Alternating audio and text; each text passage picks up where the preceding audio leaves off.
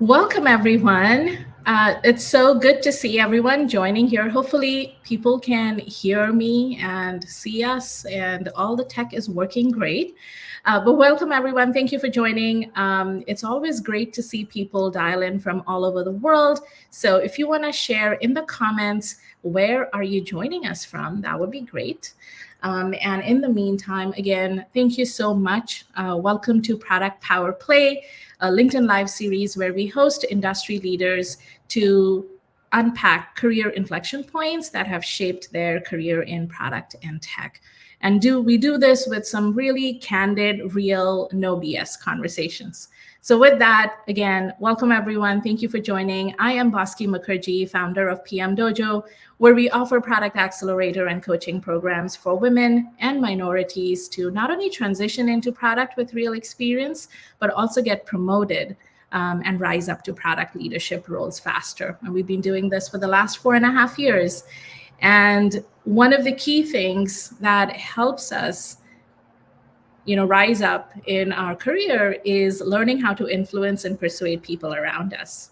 And this is the whole focus of today's episode, especially with C-suite leadership. So with that, let's get started. Really excited for today's episode. We do have a small Q&A section towards the end. So if you have questions, please add them in the comments. If something pops up at you when we are talking, please share that with us in the comment section as well. So with that, let's get started. I'm really excited to be welcoming our guest today, Rich Mironov. Rich, welcome. Thank you so much for joining us today. It's my pleasure entirely. You're always kind, Rich. I remember our first meeting many years ago in that coffee shop in San Francisco where you agreed to just take a random email coming from a total stranger from Canada and agreeing to meet. I don't know if you remember that. I do, actually, but keep going. Keep going. That coffee and that scone is extra special. I still remember it after all of these years. It was back in 2012. Indeed. And we're all, I think when we think about the product community, all of us who can are trying to pay it forward every day. You're certainly doing that with the PMDojo. There's an awful lot of folks to pull up the ladder behind us to help, to lend a hand. And you never quite know, who's going to take advantage of it or how it's going to turn out. And, over the years, you and I and lots of people have had those coffees. And sometimes they're important and sometimes they're not, and we just don't know at the moment. So, I just encourage everybody to be open to the opportunity of sitting down with somebody who needs some help or needs some advice or a little pointer. And, it pays back sometimes, it doesn't. There's the old Beatles lyric, right? In the end, the love you take is equal to the love you make, right? We don't expect a 1-for-1 payout. We don't do those things because they're good for us today. We do them because they're the right thing to do.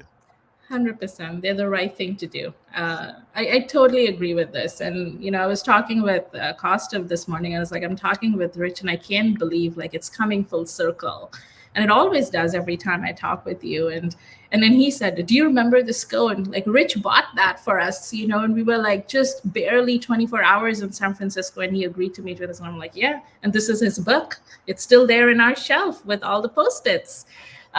So again, thank you, Rich. And for those of you, I'm sure everyone has heard of Rich and knows Rich, but Rich has an amazing, almost 40 years of experience, product building and product leadership roles. He's worked in several startups. He's been an interim VP of product and CPO at several companies. He's had 200 plus, clients with whom he has worked. I mean, he was one of the only person, or maybe one of the two peoples back in the day who would write about product management.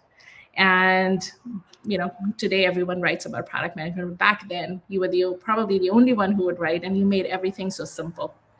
So again, thank you so much, Rich, for joining. Sure. Let's get started and let's dig deep. Okay. So we're going to be talking about influencing, especially the C-suite. And so before we jump into some of those topics, Rich, can you maybe walk us through your career history and maybe share with us a couple of key, again, inflection points that have shaped, your perspective about product management? Sure, and I'll try to keep it short. I don't want to go through all 40 years. My first job out of school, I wrote COBOL for Hewlett Packard as an engineer, as a developer back when early 80s, right? So who knew that was a thing? Um, it, I was good at it, but it wasn't so much fun. I dropped out to do an MBA at Stanford, which the most important thing is I met my wife, who's a classmate of mine from there. Um, uh, and After business school, I ended up at another computer company, Tandem Computers, for those old enough to remember, in a strategy job that was kind of limp. I mean, the strategy team was very disconnected from the business and the tech, and we were all thinking about big ideas that weren't going to matter. And somebody came up to me and said, "Well, we have this open product manager job over in the communications and networking group. Do you want it?" I had no idea what a product manager was. I said yes. There we go.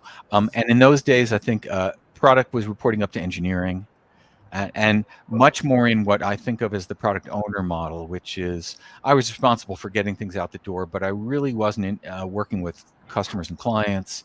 I wasn't working on pricing and economics. I wasn't doing competitive analysis.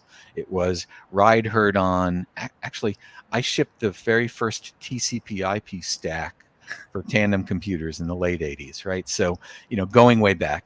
From there, I went on to a company called Sybase, which in those days was big in the database wars against Oracle and Informix and Ingress and DB2, and was really my first product management job because I had to drive strategy and business decisions. One of the great lessons, learning models for me was I had this little tiny product set with 7 tiny pieces of networking technology, but they each ran on 42 operating systems, right? And every night we ran this matrix where we tested every one of the 42 operating systems on the client side against every one of the 42 on the server side, and it took all night. And so one of the very first things I did on arriving at Sybase was figure out that many of those versions of the product weren't being used and we shouldn't be keeping them. So I went on a 2-year end of life spree where every month for 18 months I killed one of those platforms that almost nobody was using, which brought me in touch with customers and salespeople and execs, because there's always one customer out there who doesn't want to give it up, right? And then probably the big turning point for me, I was at my third startup. Worth saying, I did 6 Silicon Valley startups in my day, and 4 of them we file under character building and good life lessons because nothing else good came out of them. So I was at my third startup, 2001. Dates turn out to be important, and it wasn't going well, and I wasn't succeeding, and the company wasn't succeeding. So on September 1st of 2001, I quit, thinking I was going to take 2 weeks off and whatever. September 11th comes around, the world changes. It was a really, really tough economic moment, a lot like today. Layoffs, venture capitalists closing their doors. So I discovered on September 12th of 2001 that I was a consultant because I had a mortgage on a house in Silicon Valley and a daughter who was going to go to some expensive, famous university someday, and no income. By the way, that's the definition of a consultant, right? So last 23 years, I've been coaching heads of product. I did 15 interim head of product jobs, CPO jobs, and I started my blog then because honestly, nobody knew what a product manager was. And so I've been doing a monthly column now for 23 years. Wow. Boy, are my fingers tired. Your fingers are tired. I mean, there were so many things. I think I loved the fact that you talked about some of the experiences, even though they didn't bring anything, but it is the Good testament learning. of character building and learning and unlearning. I think that's, a lot of times I think you'd learn from a bad manager, a bad job, much more than I think when everything is going hunky dory. So Exactly right. And if you think that your very first pick on your very first startup is going to put billions of dollars in the bank and you get to retire to Fiji, now that might just happen, but the long odds are against you. So if you want to do startups, you have to be prepared for a sort of portfolio model where you're going to work at 2 or 3 or 4 or 5 or 6, and if a couple come in, well, gosh, those are good odds. yeah, 100%, 100%. And I think it's also about how we can start thinking about a career as a portfolio as well, right? It's not just like one set of experiences. I think the more diverse experiences you have, I think it brings that different perspective and how you kind of look at different problems. So amazing, amazing story, Rich. Like I've heard bits and pieces throughout in my conversations with you over the years, but this was like a really nice career journey map. Quick and dirty. um, let's before we jump into influencing, I definitely want to talk about the revised book that's just come out, The Okay. Art of Product Management. Again, I think, for those of you who know me, you've probably heard about this book numerous times from me. I was telling Rich just a few minutes back that it has post-its now that actually has dust in it. Like it's stuck because I put those post-its probably the first time the book came out. And that's like a constant source of argument between me and my husband at home because he prefers post-its in a certain way, and we've kind of color coded his post-its and my post-its on Rich's book.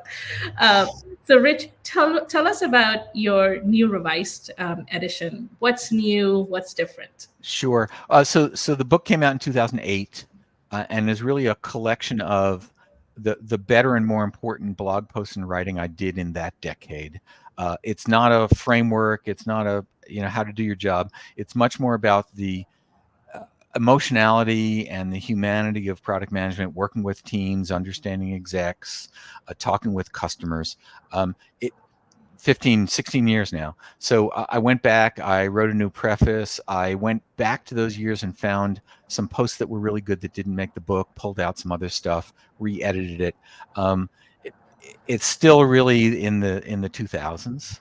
So I think best suited for folks who are new to product management, who don't have the first edition, and are looking for the sort of emotional pull as opposed to the algorithms. I will share the link to the Okay. latest edition of the book in the comments. And I think you bring a really important point, and we were talking about it, I think, before we started, that you cannot become a PM by just learning how to use frameworks and structuring. Like they're great for maybe structuring your thinking, but remember that your stakeholders and your C-suite hasn't gone and taken a PM bootcamp or a PM course or a PM certification. So you have to come back to the basics and common sense of working with people. And I think as humans, we are not we're complicated. And I We think are complicated, yes. that's where the nuance and the emotion piece comes in. So I'm really excited, Rich, about your new book. Congratulations. Thanks. So let's talk about influencing. Okay. I am going to be making a very safe assumption here that in your career, you've probably encountered numerous instances where you went ahead with an idea or an initiative for improving your product, and you kind of got pushback from the C-suite. Mhm. Maybe there was skepticism, there were questions and doubt about that. How did you turn that around? And what would be your advice to anyone who might find themselves in this situation? Sure. And let me break out the problem a little bit because over the last, I would say, decade or so, decade and a half, it's finally become clear to me that we as product managers and product leaders actually have to speak three completely different languages, right? Almost not overlapping, right? So when we are sitting with what I would call our maker teams, developers, designers, DevOps, tech writers, test engineers, all the folks who actually do work that goes into our product, we're mostly talking the language of product and engineering, right? How does it work? What are the workflows? Moments in the thing. Is it easy to use? Quality, throughput, all these. We're talking about the thing we love, which is the product we're building, right? And that's one set of language. When we're talking to our customers, our users, and by the way, I'll insist that our customers and users can't be our own employees. Okay, they may be stakeholders, they may have strong positions, but the people who pay our company money for the thing we do are the users and the customers. And with our customers and users, they don't care how hard it was to build, and they really mostly don't care about the tech inside, right? All of those conversations need to start with benefits. How is this going to help you? Why is it important to you? Why is it better than the thing you're doing? Is it easy to use? Does it fit into your business or personal life? So the language we're using isn't the heads down inside baseball tech stuff that we're sitting with our engineers on. It's about, why does it matter? How is it going to help them? And if you're in a business to business setting, as I always am, because I'm an enterprise guy, how is it either going to make this company money or save this company money? Because if it doesn't do either of those two things, I don't know who's going to pay for it, right? So we're talking about the same animal. We're talking about the same product, but we're using completely different words. Now we carry those back because our teams need to deeply understand why it matters to customers and what customers think and need or think they need, right? And then the third language, which is I think what we're talking about for the rest of this session, is how do you talk to execs? And my observation is that on the go-to-market side, sales, marketing, implementation, finance, right? Actually, no one cares how we build product, right? They don't care about Scrum. They don't care about Agile. They don't care about backlogs. They don't care about story points. They don't care about how hard or easy it was, or software tool chains, or code check-ins, or why we can't predict to the nearest day or two when it's going to be done. None of that matters to most of those people. But we come into those conversations often thinking that we're going to talk about the same thing, right? And I just put up a post this morning that had a similar point, and where I was reaching for was, if you've ever been in a social situation where somebody who's a blockchain enthusiast has blocked you in the corner there and they want to talk for an hour about how it's going to change the world, or a golf enthusiast and you don't care about golf and they're at dinner across the table from you, and it's, or somebody who's following politics really carefully and you're not. Often when we talk about the process of building product, we've lost our audience in the very first sentence. And then we go on for 30 minutes about, well, they don't care, right? So when we're talking with our internal stakeholders, it's got to be in the language of money and outcomes and business and why do they care? So much more important to say, we need to do this important piece of work around scalability and security, because otherwise we can't add any new customers next quarter, which means you can't hit your quota because you're in sales and you get fired, right? Or I love the idea that you've got about adding this new widget or this new feature to our product, but let's look at the top 3 things on our roadmap and why they're going to drive revenue and customers and joy, and why we can't displace any of those 3 things because they're all worth tens of millions of dollars, for your idea, which on the back of the envelope looks like a $10,000 a year idea, right? We have to approach humbly. We have to approach the folks who are on the business side and on the go-to-market side in the language they care about, which is it going to lead to more sales? Is it going to lead to lower churn? Is it going to reduce our support load? Is it going to open up new markets around the world, right? Can we go downscale small business from enterprise, right? Those are things they care about. And when we revert to talking about backlogs and user stories, you can just see their eyes closing. Yeah. I love this. I mean, I have done this early in my career where there was this big thing about getting buy-in on the next initiative, and I actually went and took this big spreadsheet where I was really proud of the fact that I calculated the impact and the value, and I had everything. And I saw it took less than a minute before the executive team went back to their devices. I think back in the day it was BlackBerry or. That's right. They were busy doing this and paying no attention. They were busy. Yeah, exactly. Spot on. It was such a big learning moment for me that That's you right. have to be speaking in their language. And I think this is why you can use all of these PM lingo and all of these to structure your thinking, but the structure does not need to be presented. It needs to be visualized and communicated in a language that your target audience. That's right. And one other thing that I see almost every day is that if we look at the folks who lead the different functional groups on the go-to-market side, right, they actually don't have the same priorities. Okay, so the head of marketing, the VP of marketing, has a really long list of things that if we did it, marketing would be happier.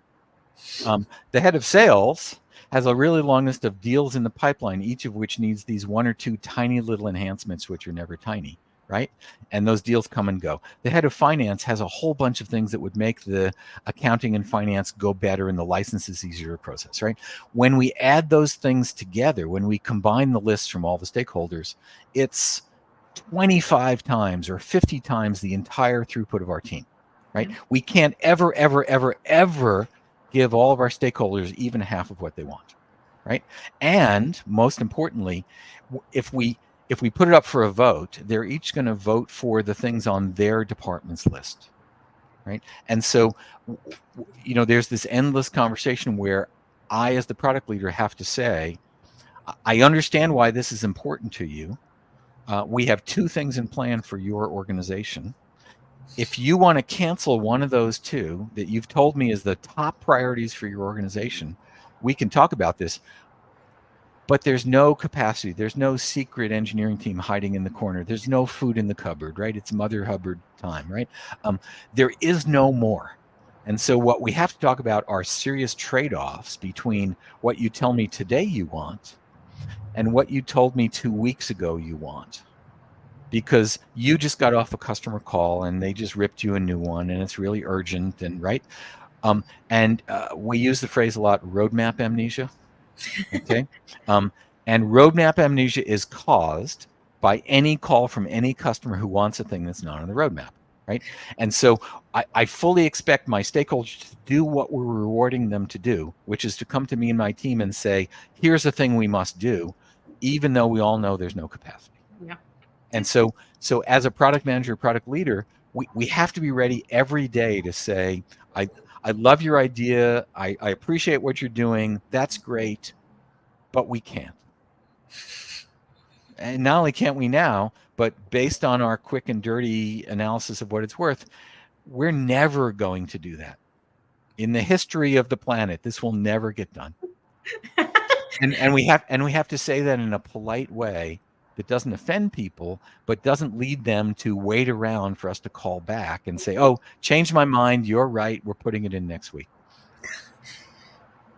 And I think this is where PMs and product leaders, I think we struggle, because I think the subtle art of saying no, yes. it's extremely hard. It's and hard. A lot of times I think being somewhere in the middle and saying, let's see what we can do, is a lot easier than saying, no, this is not going to happen. That's right. And when we say, let's see what we can do, we are setting the expectation that we're going to do some research and we're going to do some customer interviews and we're going to run the pricing model and we're going to spend 20 or 30 or 40 hours on that. And there are some things that are worth doing.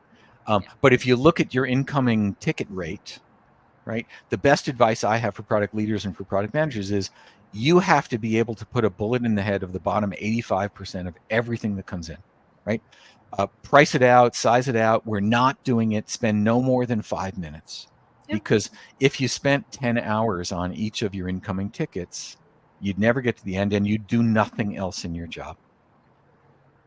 But we still have to have empathy for the people who put the tickets in for the things they need, right? This isn't criticism of people. It's simply that it's impossible to do. Yes. Yep. And so I'm going to switch this to something that's very related to what you said. Okay. When we are working on these kind of things and having this type of conversation, I think it's very natural to feel the optics and the politics around us. Yes, you bet. There is going to be optics and politics. There is no way hiding and avoiding it. Even if you work in the best company or the so-called best company, if that ever exists, there is going to be optics and politics because you're dealing with people and not robots as of yet. As of yet. So let's talk about optics and politics.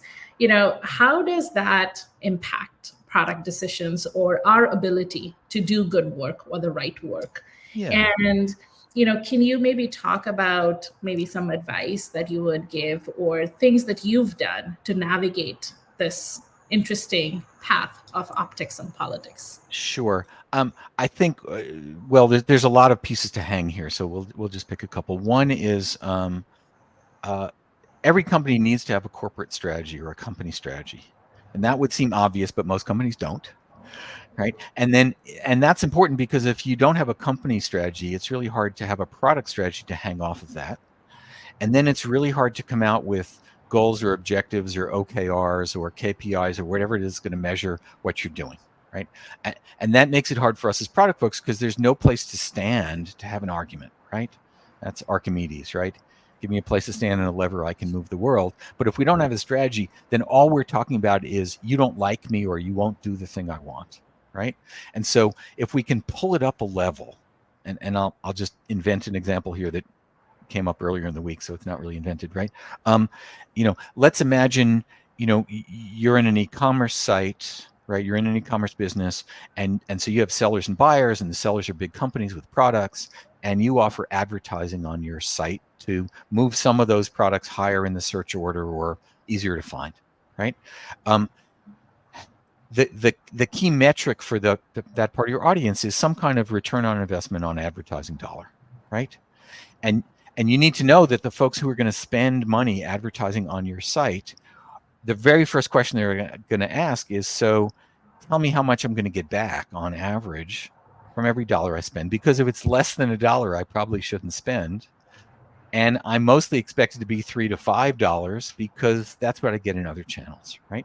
So if that's the case, we can now say the key metric or the OKR for our advertising side of the business is return on investment for our advertisers, our corporate partners, right? Okay, now we actually have a way to have a discussion with somebody who brings us an idea about advertising. And we can say, well, here's the 3 or 4 things we're doing right now that we believe will increase the return on investment for our advertisers. Let's talk about whether your thing is, in your mind, going to have even more impact on the return on investment for advertisers. Because if it isn't, we're going to put it in our thought queue, right? And we're going to keep working on what we're working on. If you and I agree that this might be a really big hit, a really big win, we're going to put it in the do some work and think about it and analyze queue, right? And notice now we're not talking about whether I like you or whether it's a smart idea. We're talking about the outcomes of what do we expect to happen when we do X, right? And I'd look to, and there's a bunch of really good thinkers here that Josh Seiden and Jeff Gotthelf have a bunch of really good books. One of Josh's is Outcome versus Output, right? Teresa Torres has great thinking about opportunity trees. How do we bring together not a particular idea, but the cluster of ideas that might help us improve return on investment for advertisers, so we can compare them to each other and pick good ones, right? And that means that everybody in the room is incented to find the right answer instead of defend their own ideas. Other folks, who are really putting intellectual value here, keep pulling us back to why does it matter, right? I have an exercise I call Count the Digits, right? Which is, okay, forget what the leading number is. If we did this, can we grab 2 or 3 numbers, multiply them, and see if it's a $1,000 idea win, a $10,000 idea win, $1 million idea win, $100 million idea win? So we could say it's a 5-digit idea. By the way, I don't care if it's 2,000 or 9,000. Either way, it's smaller than $1 million. Right? And so we're looking for 5 and 6 and 7-digit ideas, if that's what we have. And if it's a 4-digit idea, we thank you for your time and we throw it away, or we put it somewhere, right? Because what we're trying to do is we're trying to get away from the personal and back to the outcome. And as long as we've got a strategy or an OKR or a place to compare, we can now have a much less emotional discussion. And then, by the way, at the end of the quarter or whenever it is, we're going to measure. And my team and I have promised that we're going to try take the best ideas to improve advertiser ROI, and we're going to try to make it 10 or 20% better.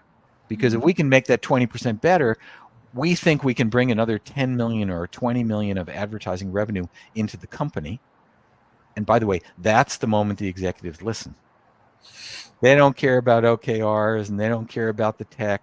But when I say, I think if we do these 6 or 8 things, we can put 20 million more on the top line, we have people's attention. And when something else comes along that we think is worth $500,000, I get to say, not sure, you're the CEO, but tell me, do you think $500,000 is bigger or smaller than 20 million? Because if it's smaller, I don't really want to cancel what we're doing. Yeah. Right? And we're presenting business trade-offs in business language with currency symbols, right? I joke that any sentence that comes out of a product manager's mouth that doesn't include a currency symbol doesn't get heard by anybody on the go-to-market side. Don't even bother saying it, right? So what we're doing here is we're pulling back from the personal politics of I outrank you and I'm smarter than you to what are we trying to accomplish? And here's 15 or 30 ways we can accomplish it. And we're going to put our best spreadsheets and analytics against which of those are going to deliver more happiness or lower churn or more units sold, right? Whatever it is, in the language of the people who get paid for selling more stuff. I love this, Rich. Easier said than done. Oh yeah, it's really hard, but until you notice that you're failing to talk in the language they speak, you can't start studying up and correct. No, 100%. And I think what happens, which I love about this, is that you're talking about business trade-off decisions. It's not about my idea, your idea. Where is this idea coming from? Who is passionate about making this happen? You're actually bringing it back to the business trade-off, and I think that is where obviously the business side will likely understand, but then you can also then use the same thing to explain it to your other peers, even on the technology side. That's exactly right. And by the way, if there's somebody really smart and very junior and not on my team who had this idea and it's a great idea, it's my job to send an email to the CEO, copied to their management chain saying, here's the person who doesn't work for me, who's really smart, who came up with this, and I'm impressed. And next time I'm recruiting for product folks, I'm going to ask him or her if they want to work for me. Right? It's not about, in fact, the less credit you take as a product leader, the more success we have. Yeah. Yeah. You have to be the biggest advocate for your team. You That's have right. to be that cheerleader. And all the smart people in your company who are doing smart things. Yep. Yep. Rich, there is a question that's come in the comments. Okay. I have a feeling that there are a lot of folks who are probably thinking something. So I'm going to take this on. Good. And that is, how do you handle when your boss or your boss's boss takes your ideas word for word and presents to leadership without giving you credit? Oh, that's a hard one. I've been there. We've all been there. I hear that mostly as a company culture problem, as opposed to an individual person problem, right? And in companies where the leadership and the senior folks take credit for ideas from junior folks, it's not a fun place to work, and satisfaction is low. And I expect turnover, staff churn at the bottom is high. If you're working for somebody who isn't giving you credit, it's going to be hard to get promoted. It's going to be hard to get a raise. It's going to be hard to move laterally in the company to work for somebody better. I think that's a smell. That's a toxic thing that you can't fix directly. And I'm not sure it's really worth it in most cases to run around to all the other senior folks and say that was my idea, right? The people who do that to you are going to fire you for that, right? So, or at least put you in a corner and take the good work away, right? So, hard to win in that situation. I'd be thinking about either a department or a division or a company that doesn't have that behavior, because it's really hard to change. But also remember that sometimes there are a lot of people involved in a particular idea and it wasn't just yours. And we want to leave our egos at the door also. And maybe sometimes our boss's boss is taking credit for that because it's important in some political sense or organizational sense to show that the product team is actually delivering something. And you hope they come back to you later and they thank you and they say, I didn't really mean to take credit for you. And, here's a coupon for dinner out or a raise or a great promotion, right? It's a hard one. It is. Yeah. It is a hard one. And I think to that point, Rich, sometimes I would also say that I think we need to learn how to advocate and show our work in a way and communicate that in a way that our boss and our boss's boss understands it. And I'm not saying, I'm sure that this person who's asked the question has probably done that, but I think a lot of times we don't. Right. And let me broaden that a little bit. So yes, if your boss is busy and your boss's boss is busy and aren't really seeing what you're doing, you may have to package these up in a very simple way so that it's easy to pass through. But I would extend the thought larger, which is if I'm the head of, and there's an exercise, I've done this a bunch of times at a bunch of companies where every second or third week in my staff meeting with my product managers, I ask everyone on my team for the name of somebody who's not a product manager, who's done something good, or a team that's done something good in the last 2 weeks, right? And then I personally send an email not to those people and teams, but to their bosses, thanking them for the good work they've done because my folks saw it, right? It's a virtuous circle of we see good work, we appreciate good work, we help those folks be recognized and maybe promoted or get bonuses or recruited into product, right? And we demonstrate, we show to the rest of the company how you can have inclusive, positive support and applause for all the folks who are doing the hard work instead of my beating my chest and saying I'm the best and it's all about me, right? The agile folks talk a lot about servant leadership, right? Yes. The people who work for me deserve my respect and my highlighting of their good work and promotions and support, right? I work for them. And so when the folks who come to me say, I need X, I try to get X. When they come to me and they say, I'm having a problem with department Y, I try to resolve it, right? We as leaders are not about self-aggrandizement. We're not about taking credit. Credit flows downhill. Problems stay with me until we figure out who owned them, right? If you're working for somebody who doesn't respect and support you, it's going to be really hard to move ahead.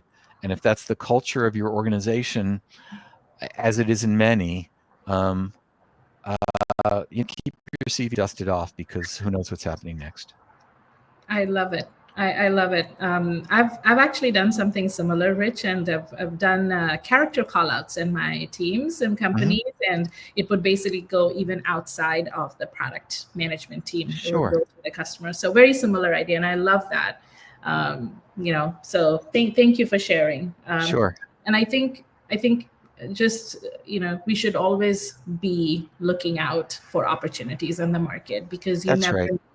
and I think what I'm also hearing a lot from people, especially I think in the market right now that we are in, is I think things are getting pretty territorial, just because I think a lot of people are feeling like, oh, is my job on, and so I And think it may be. right, and it brings that animal way of Yeah, thinking, sure. I think, right? So So I think, and those are real, and it's a very tough time in the job market. There's been this rolling riff for the last 10 or 12 months, and there's a lot of really good people out there who don't have the work they need. Um, I would, I think of it in a much longer term though, right? So you and I, and we've talked about it before, we're in the product community, right? For the long term. Um, we need to think about these in the long term, which is anytime you're helping somebody land a job, helping, somebody from the outside who needs an in or a discussion about how to do a good interview, or, you get a call from a recruiter that's not a job you want, right? We've all been on the interviewee side of the desk.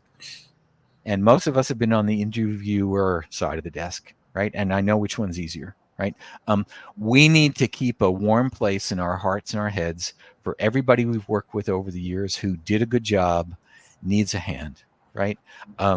It all comes back somehow eventually. Maybe it doesn't, and it doesn't matter, right? But there are a lot of folks out there who you and I could help today, and tomorrow will help somebody else. And we must think about the long term, not just the internal politics of the rift that's happening next week. There's a wonderfully brilliant woman named Laura Marino who I know, who at least once, her company was going to do a big riff, and she was going to have to let go a significant number of folks on her team, and she chose to lay herself off because that opened up enough salary window for a couple of people who work for her, right? She's a hero to me. Now, she's doing something else really great. She's very talented. It wasn't an economic challenge for her, but what an example to the rest of us to think about our teams the way we think about our products and our children, right? we're in the long term, we're not in the short term. How do we do what's right for the people who come in every day and work hard for us? I love that story. Kudos to her. I remember I had this boss once, and he had negotiated to actually get commission as a product leader. So every time the product would grow, it wasn't just the salary and the performance bonus, but Good for him. and that commission would actually roll down to us as PMs because we were getting a lot of the work done. It was awesome. Like, I've learned a lot. But when the company was going through a lot of challenges, and he actually had to make a very difficult decision about reorg and resizing and things like that, he actually let go of the commission and he had a conversation with us. It was a pretty big, hefty sum. It was an enterprise companies that Right. we was. And I think that we saved a lot. We looked at cutting down cost with our tooling and everything before we started. But it all started from him.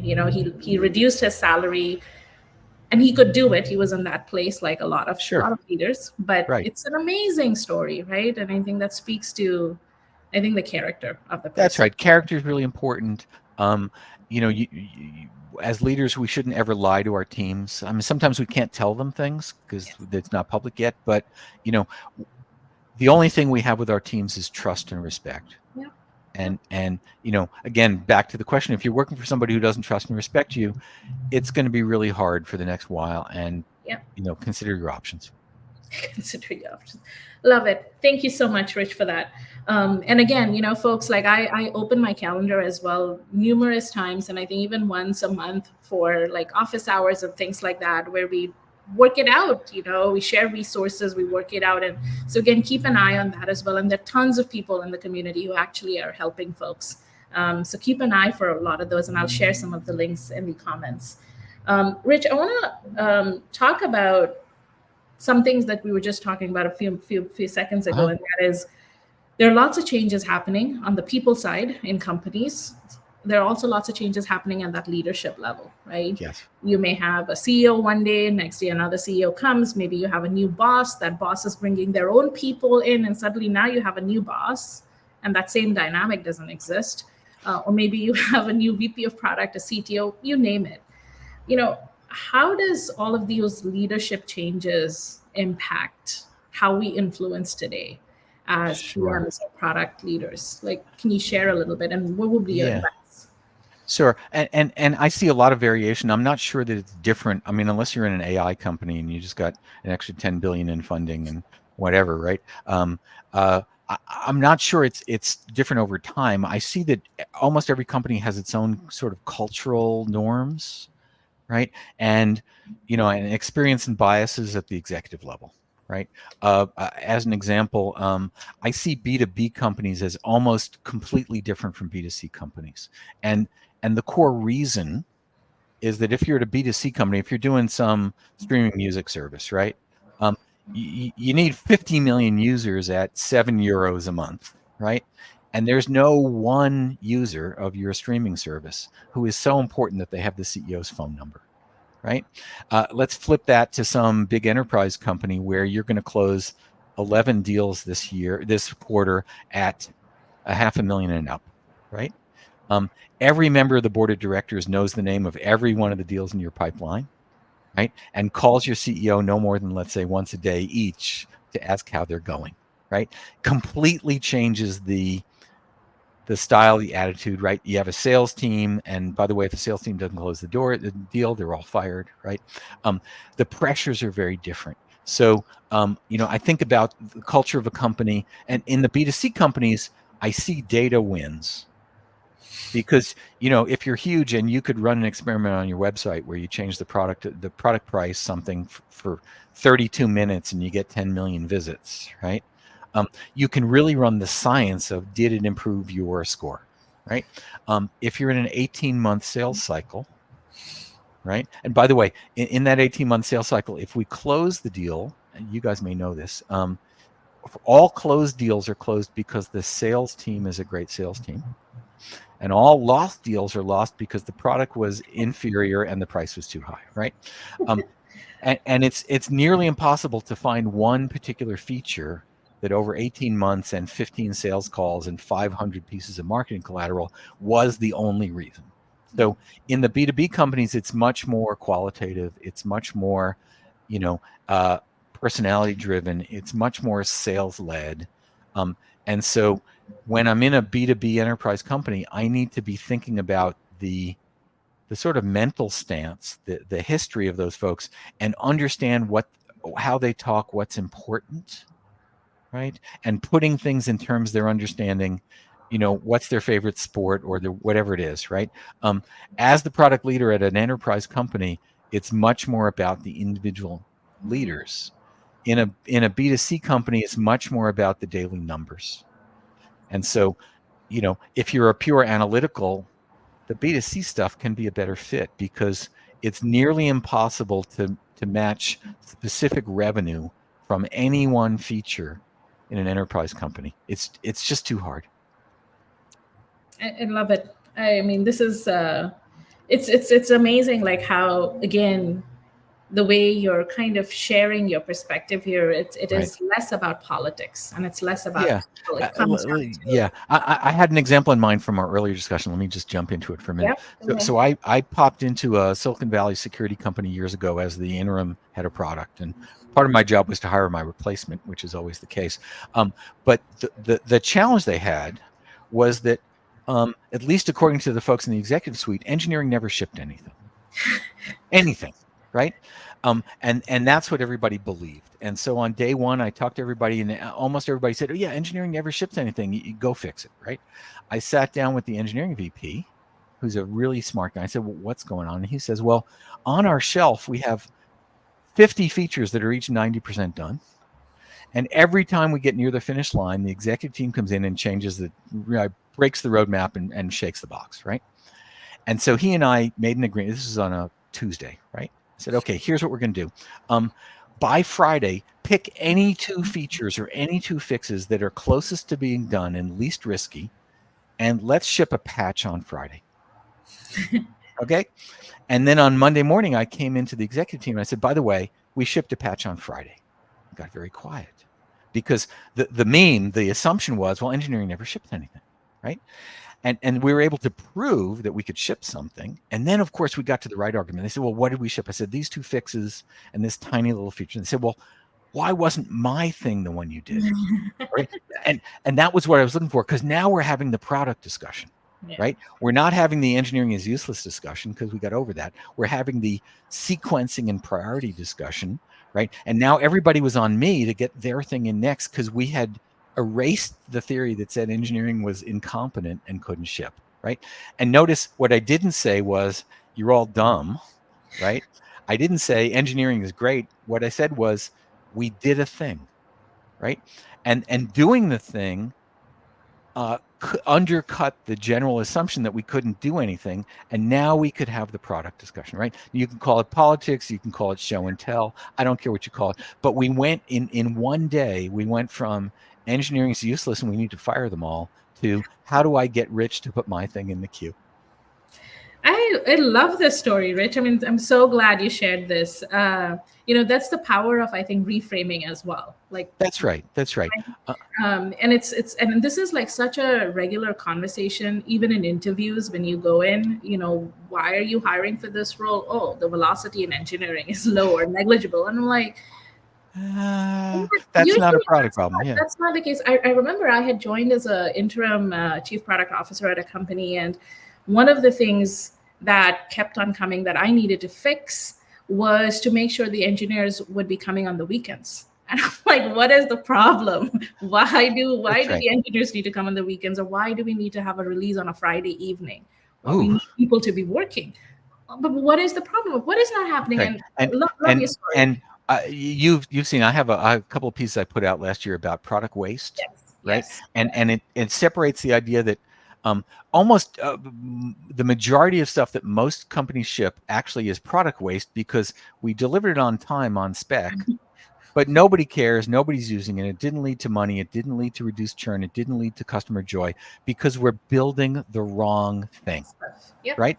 And it turns out if you have engineering go 10% faster, you build the wrong thing 10% faster, and the world doesn't care, right? And so when I again drop into those conversations, I'm always looking back to the product and engineering team. I say, give me a list of the last 5 things we shipped that the world didn't care about.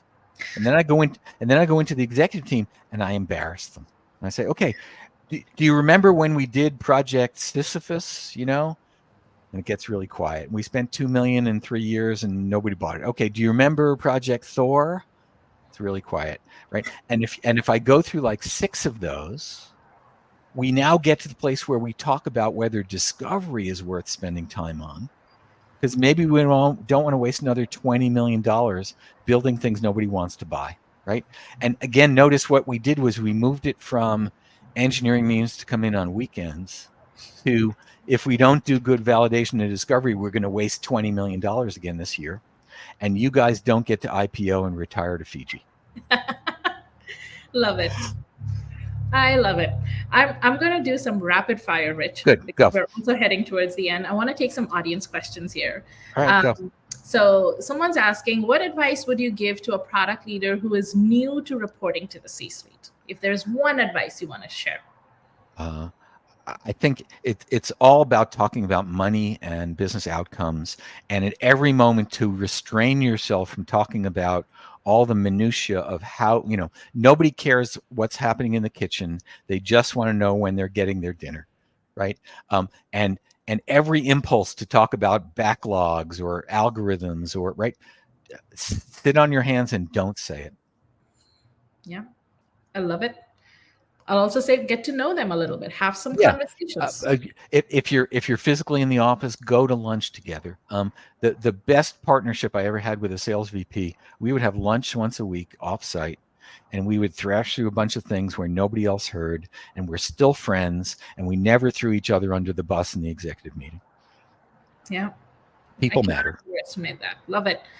Next question, Rich, for you. How would a mid-level product manager be working these relationships and product updates with C-levels? Or is it something that the manager of the product manager should be working on? I'm usually expecting that for the regular updates, the most senior product person, the CPO, the VP, whatever, is doing the updates. It's on us to name the folks on our teams who are doing good work so people hear their names. But just imagine if you got 20 product managers trying to shuffle them all through the executive meeting every week, right? It doesn't make sense. At the all hands meeting, at the all company meeting once a month, I want to put a product manager, a designer, and an engineer up for 60, 90 seconds to show the cool thing they did, right? So that everybody sees them and hears their name. But mostly the product updates are quick and unexciting, and every product manager wants to spend a few hours on it, and the execs want a few, 90 seconds. Love it. Let me ask you this question. I'd love to hear from you on this. What have been some of maybe your one biggest unlearning or one of the biggest mistake that you made, Rich? I don't know if you want to share this, but I'm very inquisitive. A couple of times, and one in particular, and I won't name the company, I joined companies without really doing my homework, right? And I'll tell you what the homework is in a sec. And at this particular company, which was really cool, I joined as a VP of, I had marketing, product, and business development, I think, right? And my very, very first meeting at the company was with a woman from the outside, and it was an interview, and neither of us could figure it out. And it turned out she was interviewing to be my boss. Right. And what became clear to me was this particular company had a very bizarre, toxic, complicated culture, and it was going to be a train wreck. Right. And I knew by day 4, day 3.5, that it was a huge mistake. And so the thing I advise people to not do that themselves, if you're interviewing at a company of any size, get onto LinkedIn, find someone at the company who's not in the interview process, right? Find a peer. Maybe I'm the connection, or Bosky, you're the connection through to somebody in the product team. Take them out to lunch, buy them coffee, ask a lot of questions about what it's like to work there. Because a good half of them will wave you off and say, everybody on the product team has their resume on the street. We're all miserable. And if my mom told me she had a job offer, I would tell her not to take it. right? Really important, because once you're at a company, you're there, right? And so again, everybody in the network should really be willing to help you. And there's nothing at stake, reach out, find somebody at the company through one connection that you can get an intro, and and go off site with them and ask them what's really, really going on. And make it easier for them to say yes to going out and Yeah, having you're conversations. not asking for anything other than, well, there's really two outcomes. One is, I really appreciate how honest you've been, and I'd love to return the favor and whatever. And the other is, sounds like I might be a fit. Would you be willing to walk my resume over to the hiring manager? Because then you avoid the whole mess of online portal jobs that never work. Yeah, I love it. And this is something that I've also done, where I've actually reached out to some of the past employees or people who've actually recently left the company. Yes. Yes. Sometimes they might have a chat with you. Sometimes, because of NDA and things like that, they may not chat and they may not return. But it doesn't hurt to at least try That's to right. reach out, and people will usually share their They will usually perspective. share. And if you can find somebody that you both know and that's a sort of trusted person to do an intro, there's really no excuse for somebody not taking a little time and telling you what's going on. Absolutely. Rich, one last question. What is one piece of advice that you would want to share? I mean, you've given so many wisdom nuggets here, but one piece of advice to, let's say, someone who's considering a career in product, or maybe someone who's already experienced, especially in the market that we are in. Sure. Is there anything that you want to share?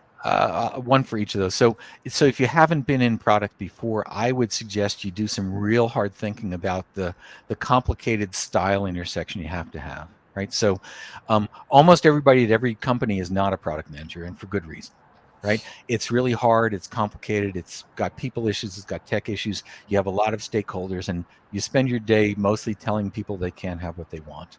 And if that doesn't sound exciting, well, there's easier jobs. So shadow somebody for a week, talk to a bunch of product managers before you decide that's what you really want to do. The reality isn't as sexy as you hear in business school, right? And then if you're in the product thing, I would say spend a little time, just a half hour every week, networking with folks not at your company who are in product roles. Go to the meetups, go to the product tanks, go to the events, because you're going to discover that everybody's experiencing things very similarly to you. You get to share, you get to unburden yourself, and it creates the opportunity for a lot of serendipity, a lot of randomness, where a week from now, a year from now, a decade from now, you're going to be someplace where that person that you met either can help you or you help them, or you're right. Personal networks are how almost all the jobs arrive. Personal networks are how almost all the information arrives and the learning comes in. And when you talk to somebody who's having the same issue you're having at a different company, you get to relax your inner critic, right? Your fear that you're not good enough, because we're all experiencing the same thing, right? We all have imposter syndrome. We all worry we're not good enough. And when you talk to a bunch of folks who do what we do, you're going to discover it's really hard, and it's not a personal failing. I love this, Rich. This was amazing. And I don't know if you're able to see a lot of the comments. I'm not. I don't see any of them. Yeah. People are absolutely loving it. And so, again, with that, I think we are at the hour. So, Rich, again, I am so grateful for you to take the time, and It's my you pleasure. it's always nice talking to you. And again, thank you so much for joining us today, Rich. I'm going to be sharing the link to your book. Great. I would highly recommend it for anyone who wants to really understand the nuance of building products away from all of these frameworks and the scientific way, and really kind of get into, I think, That's right. what makes this magical and special. Sure. And if folks go to my website, which is cleverly my last name, there's more than 20 years of posts. All the recent ones are really targeted at leadership, but it's all free. Take it all. Absolutely, it's a gem, and it used to be called Product Bites. I named the newsletter that, but it's all the same stuff, and that's rather dated. I mean, nobody remembers what a byte is anyway. So I remember it, Rich. It was some really good bites, but you are again, I think, undermining all of the amazing work that you've done. So it's not just old stuff. It's very relevant even today because I think those are like first principle thinking, essentially. So thank you for doing this, and folks, thank you for being such an amazing audience with your questions and comments and showing your excitement. Thank you for joining us. If you enjoy this, next time, please bring a friend. We will be hosting another one pretty soon, and I'm really excited about that as well. And thank you so much, everyone, for joining. Loved it. And thank you, Rich. oh, it's my pleasure. See you, folks.